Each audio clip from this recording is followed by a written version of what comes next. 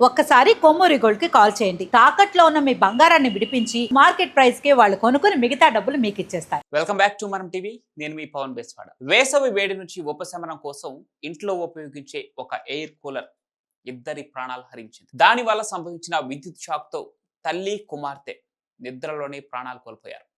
ఈ సంఘటన కామారెడ్డి జుక్కల్ మండలంలో చోటు చేసుకుంది.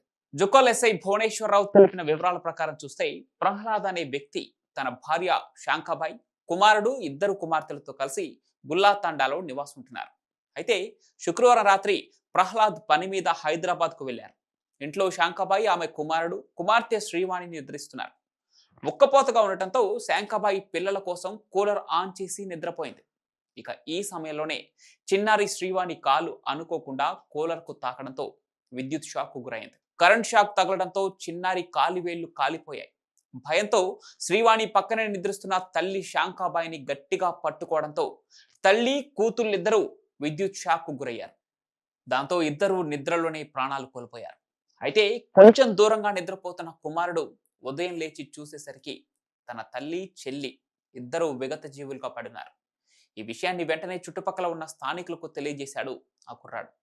స్థానికులు విషయాన్ని పోలీసులకు తెలపడంతో కేసు నమోదు చేసుకున్నారు. మృతదేహాన్ని పోస్ట్ మార్టం నిమిత్తం మద్నూర్ ప్రభుత్వ ఆసుపత్రికి తరలించారు. విద్యుత్ షాక్ కు కారణమైన కూలర్ ఐరన్ది కావడంతో నాణ్యత ప్రమాణాలు పాటించకుండా తయారు చేయబడటం వల్లనే షాక్ తీవ్రత ఎక్కువగా ఉంటుందని స్థానికులు చెబుతున్నారు. అయితే గత కొన్ని రోజులుగా తండాలోని పలు ఇళ్లలో కరెంట్ షాక్ తగిలిన సంఘటనలు జరుగుతున్నాయని, ఇప్పుడు ఈ 2 ప్రాణాలు పోయాయని స్థానికులు ఆందోళన వ్యక్తం చేస్తున్నారు. విద్యుత్ శాఖ అధికారుల నిర్లక్ష్యంపై స్థానికులు ఆగ్రహం వ్యక్తం చేస్తున్నారు.